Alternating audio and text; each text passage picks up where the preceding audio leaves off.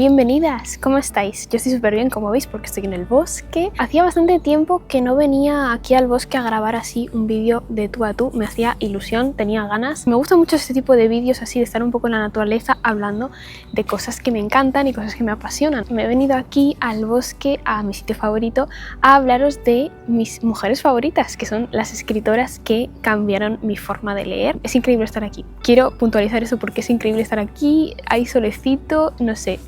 Ha sido muy buena idea venirme al bosque hoy a grabar, porque además estoy sola, es lunes, no hay mucha gente por aquí, así que es perfecto, simplemente un momento perfecto que compartir con vosotras. En el vídeo de hoy os quería hablar un poco de esa temática que me encanta tanto, que es mujeres escritoras que me han cambiado la forma de leer, que han supuesto como un antes y un después en mi forma de leer. No solo que han cambiado mi forma de leer, sino que han cambiado la forma de leer de tantísimas personas en el mundo y que realmente han supuesto un antes y un después para la literatura a muchísimos niveles. Os voy a contar un poquito pues por qué, un poco contexto, por qué cambiaron mi forma de leer o por qué siento que han marcado de alguna manera mi lectura, mi experiencia lectora. Bueno, aquí pasan muchos aviones, entonces igual se escucha algún avión y igual se escuchan pajaritos, pero eso no nos importa.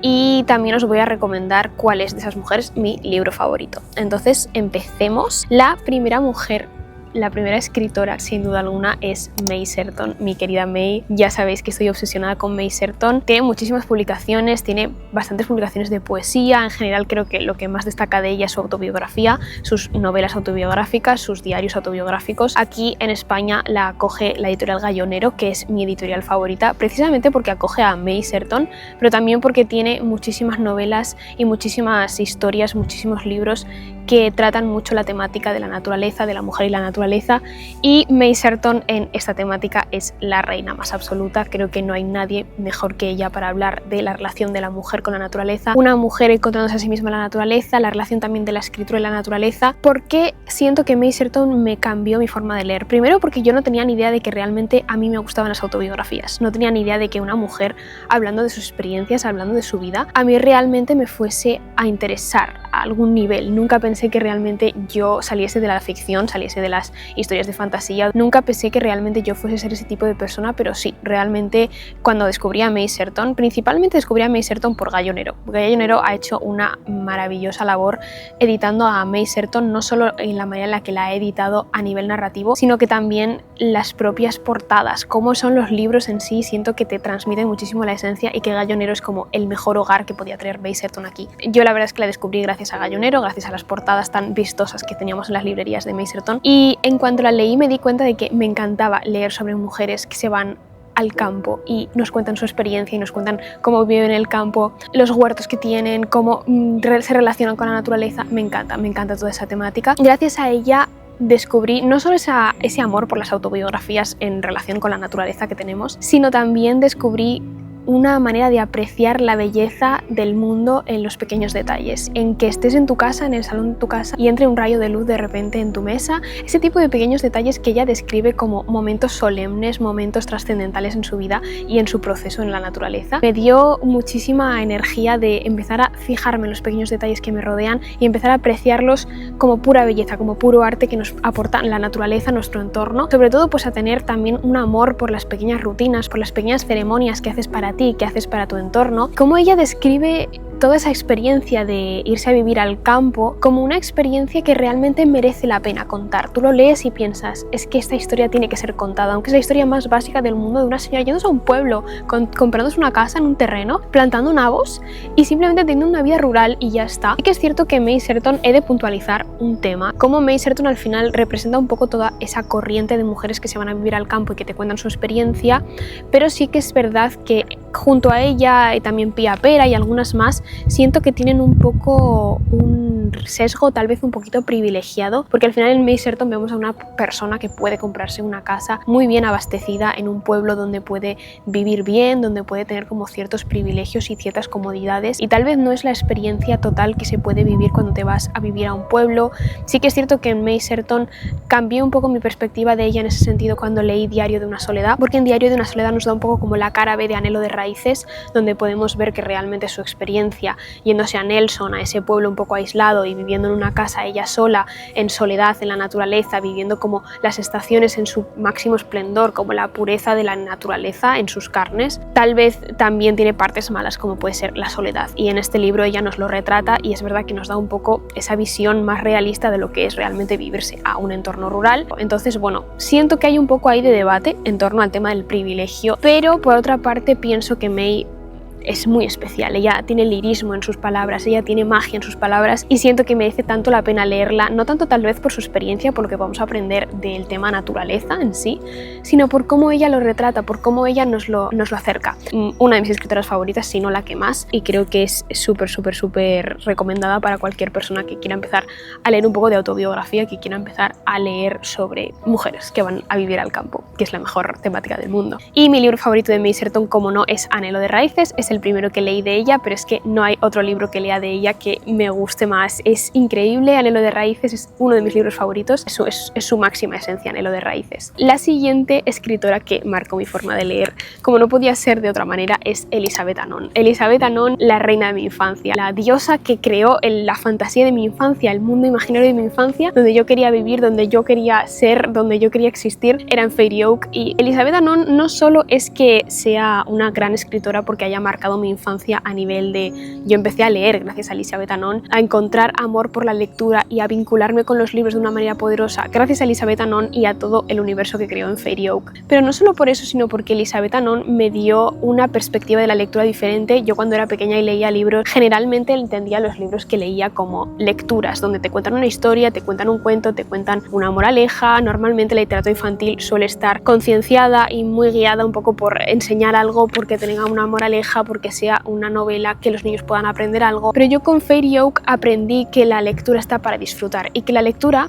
los libros, no es solo un continente de palabras, sino que puede ser también un portal mágico que te traslade a otro universo, a otro mundo donde la magia es posible, donde las cosas son increíbles, donde la fantasía puede ser todas las cosas que te imagines, y no solo desde un punto de vista de fantasía, diversión, magia, brujas, sino desde un punto de vista de que Fairy Oak es una saga muy bien construida. Leyéndola ya cuando soy adulta, me doy cuenta de que es perfecta, simplemente no tiene lagunas. La construcción de la magia es increíble, eso no lo vemos tal vez en otras sagas de literatura infantil, que tal vez se quedan un poco más superficiales y que se centran más en que los niños puedan imaginar mundos y simplemente puedan ser felices y ya está. Pero en Fairy Oak realmente es que, aparte de ser perfecta y aparte de abrirme los ojos ante mundos increíbles, en Fairy Oak vemos unas novelas muy bien construidas y que realmente merecen muchísimo la pena leerlas, aunque seas adulto, no importa que ya no seas un niño, puedes disfrutar de Fairy Oak y puedes disfrutar de la literatura de Elizabeth Anon.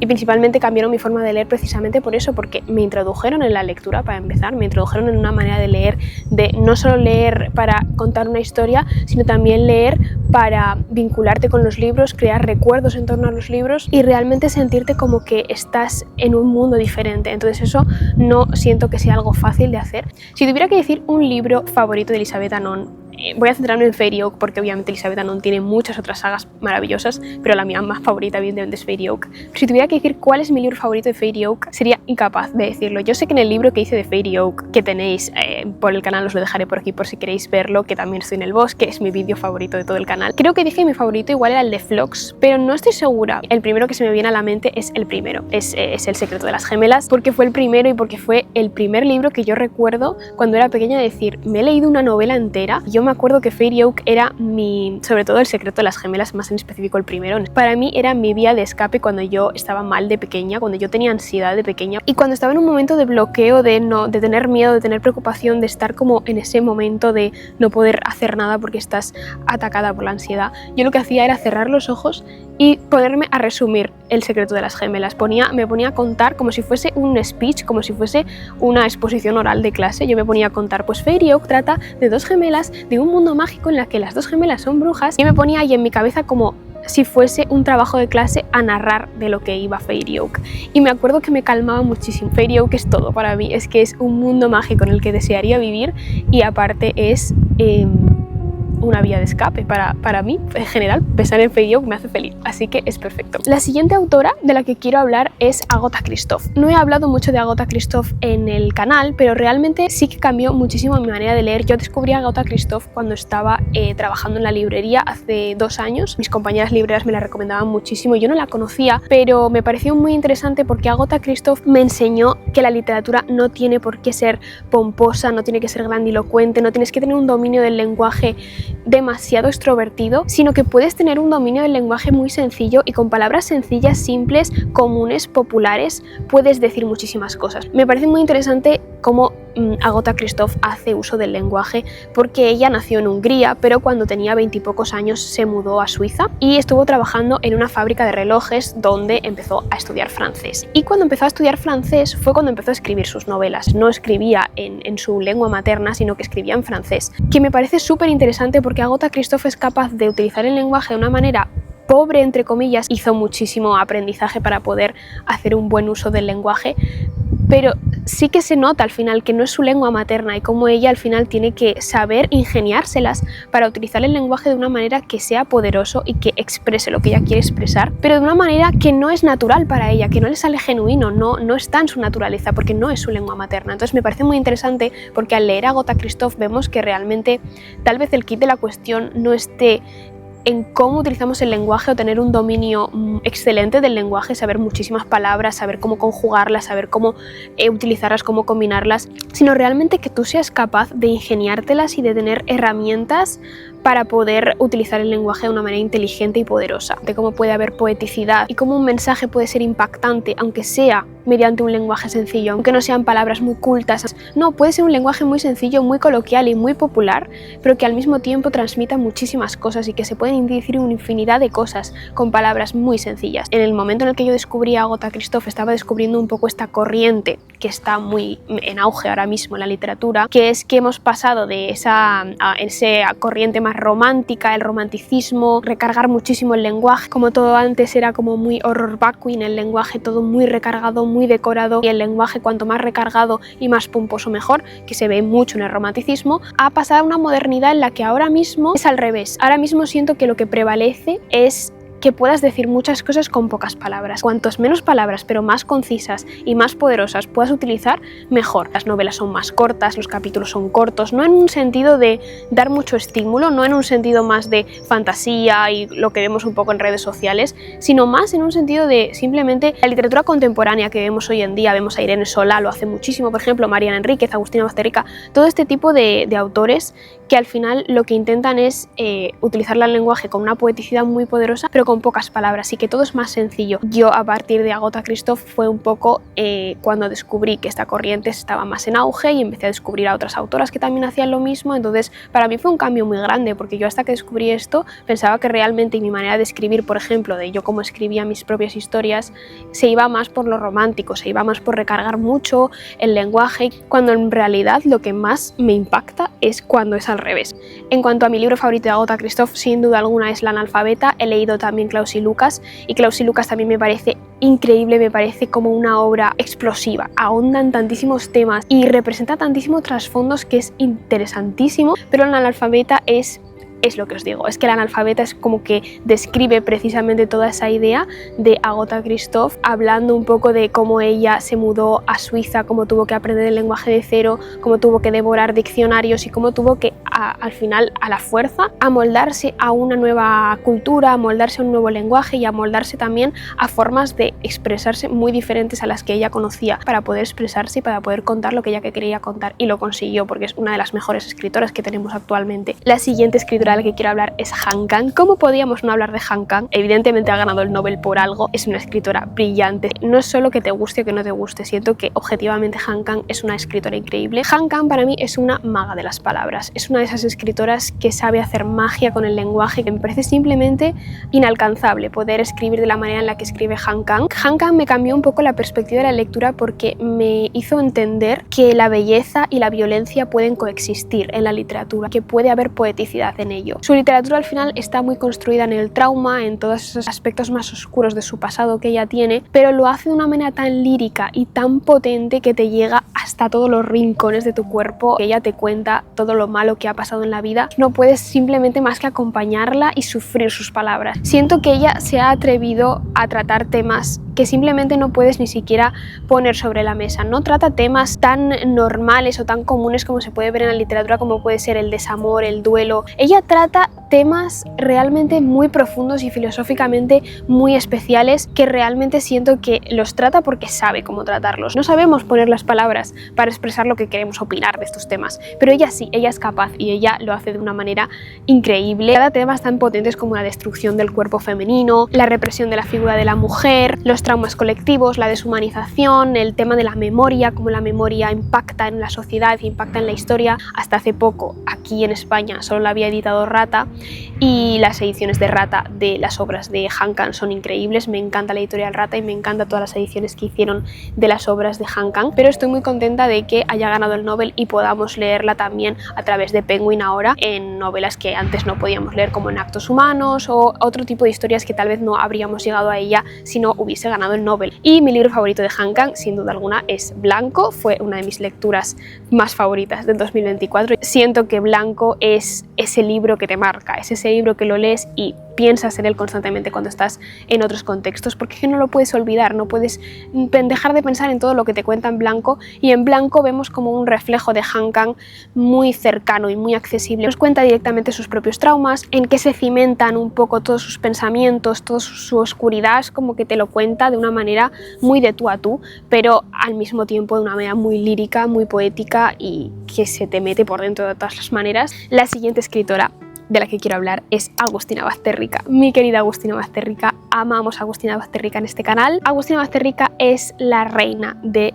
lirismo en el terror, escribir terror y que realmente esté maravillosamente escrito. Ay, perdón, es que se me ha dormido la pierna. ¿En qué realmente me hizo cambiar mi forma de leer a Agustina Bazterrica? Pues en que yo jamás en mi vida pensé que me iba a gustar el terror psicológico, jamás pensé que yo iba a leer libros de terror, libros que dieran asco, libros que dieran miedo real. Yo he sentido miedo real con los libros de Agustina Bazterrica y creo que es con la única con la que me podría pasar eso, porque es también una maga de las palabras a su manera, en un sentido mucho más complejo, en un sentido de que está encasillada en ese terror, en ese género de terror, pero es que lo hace también. Yo empecé leyendo a Agustina Bazterrica con Cadáver Exquisito, flipé porque me acerqué a ella realmente por la temática de Cadáver Exquisito, una industria en la que se come carne humana y hay fábricas de humanos que se tratan igual que la industria cárnica hoy en día y se comen humanos, y la industria cárnica como la conocemos hoy en día es exactamente igual para los humanos. Es un libro terriblemente desagradable,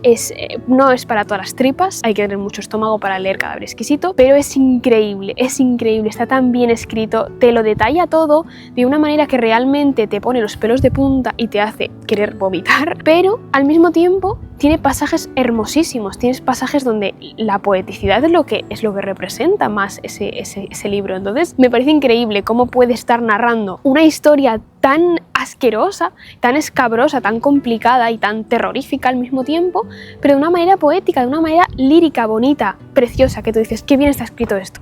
Y es de un libro que al final habla de un futuro distópico que es muy argumental. Siento que muchas veces los escritores van o por lo argumental o por el lenguaje. Siento que o escriben muy bien, pero la historia realmente no importa tanto, no es lo que más se te queda cuando leas el libro, o al revés, o siento que la historia está muy bien construida, pero bueno, el lenguaje es un poco pues sin más, no te dice mucho, no utiliza figuras retóricas muy bien empleadas, no tiene como mucha inteligencia en el lenguaje. Pero es que Agustina Bazterrica mezcla las dos cosas, que eso es muy difícil, el tener una historia potente, jugosa, que atraiga al lector, que te enganche, porque engancha muchísimo, constantemente quieres saber más en las historias de Agustina Bazterrica y son siempre temáticas muy interesantes, pero es que al mismo tiempo están increíbles escritas. Yo no sé qué tienen las argentinas, pero es que son unas diosas para el lenguaje, de verdad. El libro favorito de Agustina Bazterrica diría, no sé, a ver, Cadáver Exquisito supongo que sería mi favorito, pero también disfruté muchísimo 19 garras y un pájaro oscuro, que es su antología de relatos que está bastante difícil de conseguir últimamente. No sé si es porque está descatalogado, agotado, no sé si lo van a reimprimir, deberían, porque ahora han sacado hace poco Las Indignas, que también es absolutamente increíble. En cuanto a estilo, en cuanto a tono, siento que Las Indignas va mucho en el estilo de Cadáver Exquisito, pero 19 garras y un pájaro oscuro son pequeños relatos que realmente he pasado miedo de verdad. He pasado miedo real, nunca he pasado tanto miedo leyendo un libro como con esos relatos. La siguiente autora de la que quiero hablar es Gloria Fuertes. Es un poco como Elizabeth Anon. Mi relación con Gloria Fuertes es parecida, que sé que mis padres me leían muchos cuentos y había muchos cuentos que recuerdo de cuando era pequeña.